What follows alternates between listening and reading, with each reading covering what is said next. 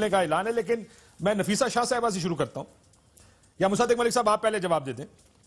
جب آپ کہتے ہیں کہ جی پارلیمنٹ کا سیشن فزیکلی بلائیں, یہ ورچوئل سیشن نہیں ہوگا, تو آپ ان جو مورل پوزیشن ہیں ان لوگوں کی جو کہتے ہیں کہ مساجد میں نماز اس طرح نہیں ہونی چاہیے, سوشل ڈسٹنسنگ رکھیں, وہ پورا آرگومنٹ کمزور پڑ جاتا ہے جب آپ یہ بات کرتے ہیں. تو سخت لاک ڈاؤن مانگتے ہیں لیکن آپ پھر کہتے ہیں کہ سیشن بھی فزیکل ہونا چاہیے.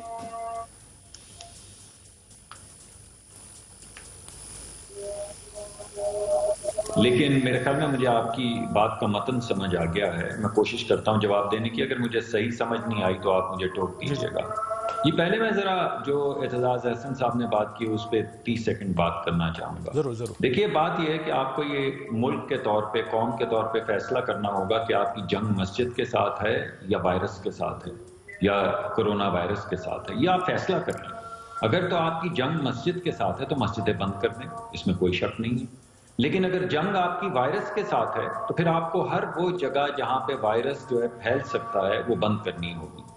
آپ نے مساجد کا تو ذکر کیا اور آپ نے علماء کا بھی ذکر کیا, دھوبیوں کا بھی ذکر کر لیں, الیکٹریشنز کا بھی ذکر کر لیں, وہ تمام دکانیں جو کھلی ہیں ان کا بھی ذکر کر لیں.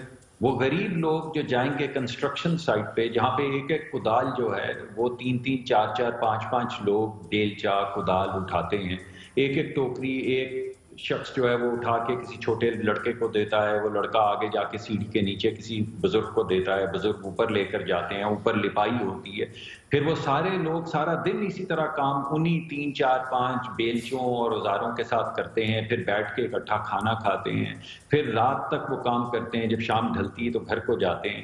آپ کو وہاں پہ وائرس گرو کرتا نظر نہیں آ رہا, مسجد میں تو گرو کر رہا ہے. آپ نے بڑی اچھی ایگزامپلز دی ایک اور پروگرام میں, غالباً آج بھی دی ہوں گی, کہ سب سے زیادہ افضل جو مسجد ہے وہ مسجد نبوی ہے, اس سے بڑی تو کوئی مسجد نہیں ہے, اور کائنات میں خانہ کعبہ سے بڑی کوئی جگہ نہیں ہے. مگر جب مسجد نبوی اور خانہ کعبہ پہ پابندی لگی, اس سے پہلے سعودی عرب نے تمام دفاتر پہ پابندی لگائی, تمام کنسٹرکشن سائٹس پہ پابندی. آپ یہ کہہ رہے ہیں کہ یا تو لاک ڈاؤن کریں, دیکھیے اگر ورنہ مشکل ہو جائے گا. میں اس کے اوپر آتا ہوں, ذرا سمارٹ لاک ڈاؤن کا ذکر کیا آج پرائم منسٹر صاحب نے. ایک سیکنڈ دیجیے. اگر آپ مؤثر لاک ڈاؤن کر رہے ہیں تو علماء آپ کی حمایت کیوں نہیں کریں گے؟ لیکن جب آپ نے ہر چیز کھول دی اور پھر آپ اپنے پروگرام, آپ کا مطلب ہے کہ میرے سے پہلے مہمان اگر وہ یہ کہیں کہ صرف مساجد کے اوپر بات کرتے ہیں تو پھر تو مسئلہ ہوگا نا. وہ کہیں گے کہ بھائی دھوبی کی دکان کھلی ہے, نائی کی کھلی ہے, کنسٹرکشن سائٹ کھلی ہے, اور یہ بات میں نے آج پرائم منسٹر صاحب کو کہی تھی, اور یہ بات انہوں نے کہا کہ اسی لیے علماء کو مساجد کچھ کنڈیشنز اور گائیڈ لائنز کے ساتھ کھولنے کی اجازت دی گئی ہے. لیکن سوال یہ ہے کیونکہ باقی کھل رہے ہیں اس لیے سب کو اب آہستہ آہستہ اجازت دینے پڑے گی. لیکن نفیسہ شاہ صاحبہ, میں آتا ہوں علی نواز افغان صاحب, آپ کو سب کا جواب دینا پڑے گا کہ پرائم منسٹر نے آج ایک سمارٹ لاک ڈاؤن کی بات کی. انہوں نے کہا انڈیفینٹ لاک ڈاؤن پاکستان جیسی اکانومی نہیں کر سکتی. سندھ نے جلد بازی میں فیصلہ کیا لاک ڈاؤن کرنے کا, ہمیں اس طرح کا لاک ڈاؤن نہیں کرنا چاہیے. اگری ڈس اگری؟ دیکھیں اس وقت کوئی لاک ڈاؤن اس ملک میں نہیں ہے انفارچونیٹلی. ایک سیکٹر کھولتے گئے. میں مصدق ملک کی جو بات ہے اس سے ڈس اگری کروں گی. The thing is کہ گیدرنگز جتنی سب سے زیادہ آپ کی ہائی رسک کدھر ہے, وہ ہے گیدرنگز اینڈ کانگریگیشنز. وہ ریلیجس کانگریگیشنز ہو, وہ سیکولر کانگریگیشنز ہو, وہ شادیاں ہو, وہ باجماعت نمازیں ہو, وہ اسکول میں اجتماع ہو, وہ اسمبلیز ہو, وہ پولیٹیکل جلسے ہو, دیز آر آل گیدرنگز. اور آپ کی ایسی بھی مساجد ہیں جہاں پر 200-300 یا 500 سے زیادہ بھی لوگ کٹھے ہوتے ہیں. تو آئی تھنک وہاں پر جہاں بھی گیدرنگز ہو, ریگارڈلیس کہ ریلیجس ہو یا سیکولر ہو, ان کے اوپر بالکل جو ہے وہ روک ہونی چاہیے. میں اس موقع پر لیکن نفیسہ شاہ صاحبہ پرابلم یہ ہے, میرا ایک چیلنج آرگیومنٹ کمزور پڑ جاتا ہے جب آپ کسی چیز کو اجازت دیتے ہیں اور کسی کو نہیں دیتے. 30 دن روزوں کے ہر دن ایک نئی مسجد میں جائیں اور وہاں پر باجماعت وہ نماز پڑھیں ان کے ساتھ. دس از مائی چیلنج ٹو ہم. دیکھیں آپ please follow the world, Islamic countries کو آپ فالو کریں کہ کیا وجہ ہے. اور ہمیں اس وقت پرائم منسٹر کو میری التجا ہوگی جو یہ کہہ رہے ہیں کہ سمارٹ لاک ڈاؤن ہوگا یا ہم پوری معیشت کھولیں گے, مجھے یہ بتائیں کہ کس کے مشورے کے بعد یہ فیصلے کر رہے ہیں. Ali Nawaz Aman साहब, ये let me get a quick answer from the government on this. Ali Nawaz Aman साहब कहते हैं किसके मशवरे से ये कर रहे हैं? अब मसला ये कि मैं जाती तौर पे merits on both sides, लेकिन इफेक्टिवली अब फैसले करने का वक्त है, ये फैसला तो करना पड़ेगा। ये फैसला वो कहते हैं कि क्या ये ठीक फैसला है लॉकडाउन नरम करने का? अबान साहब देखिए काशिफ भाई, आप इस पे बहुत शोज कर भी चुके हैं और आप दूसरी साइड का पॉइंट ऑफ व्यू लेके आए हैं। मैं हमेशा आपको इस चीज पे अप्रिशिएट करता हूँ, you are the only one जो दोनों साइड का पॉइंट ऑफ व्यू लेके आते हैं। देखिए एक माइंडसेट है, एक मुसद्दिक भाई ने बताया, एक बताया नफीसा शाह साहिबा ने, इत्तेज़ाज़ साहब ने बड़ी अच्छी बात है कि कहीं पे एग्री कर सकता है, कहीं से बंदा डिसएग्री कर सकता है।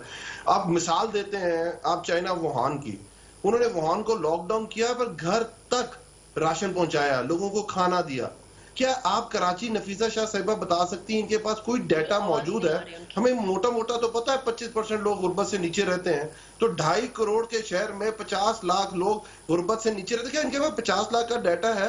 और क्या इनके पास वसाइल हैं कि वो जाके उन लोगों के घर तक राशन पहुंचा सकें? नहीं है। पाकिस्तान की ग्राउंड रियलिटी टोटली डिफरेंट है और बहुत अच्छा फैसला होता कि हम कंप्लीट लॉकडाउन कर दें कि हमारा वसाइल डेवलप कंट्रीज जितने होते हैं, तो इससे अच्छा फैसला ही कोई नहीं था। दुबई में अगर आप बाहर निकले तो आपका हर 1 मिनट बाद चलान होगा आपकी गाड़ी का। परमिट के बगैर बाहर ही नहीं निकल सकते दुबई में, आप परमिट के बगैर नहीं जा सकते। आपके चलान है वो 2000 दिरहम चलान है उनका अगर आप बाहर निकले। केसेस वहां भी आ रहे हैं। फिर कहने का मकसद, मैं अपना आर्गुमेंट क्या बिल्ड कर रहा हूं कि भाई आपने अपने वसाइल अपनी ग्राउंड रियलिटी के मुताबिक फैसले करने।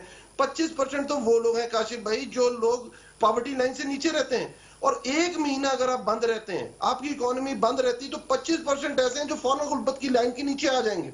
तो आपके 50% लोग स्टेक के ऊपर हैं। तो क्या आपके पास, मुझे समझाएं, कोई जादू का चिराग है? कोई आपके पास डेटाबेस है?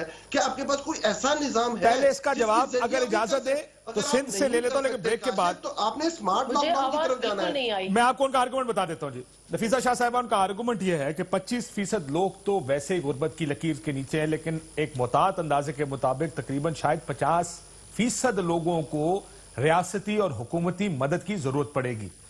वो ये पूछ रहे हैं कि जब आप लॉकडाउन करते हैं तो क्या आप उन लोगों तक पहुंच सकते हैं और उनकी मदद कर सकते हैं? उनको राशन देना है, उनको जो बाकी चीजें चाहिए। अगर लॉकडाउन करना है तो फिर तो उन वुहान की अगर मिसाल देते हैं तो वहां पे तो घर पे राशन पहुंचता था, कि आप पहुंचा सकते हैं?